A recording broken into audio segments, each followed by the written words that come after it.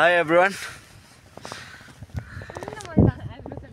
I'm Roshan Bhandari. आज चाहिँ हामी पास्टरको फालेलुङ गाउँपालिकाको टपमा रहेको हाम्रो चौरी महोत्सव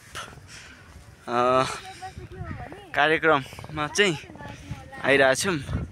देख्न सक्नुहुन्छ यस्तो छ, पुरै हिउँ पर्ने एरिया रहेछ यहाँ चाहिँ।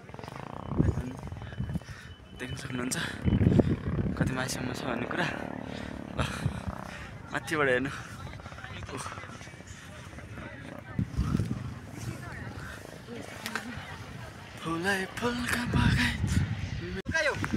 ल गाइस आज चाहिँ हामी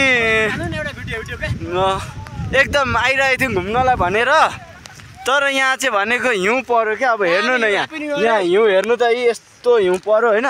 अब यो टाउकोतिर हानेको हानै छ, तपाईँलाई देखिरहेछ त।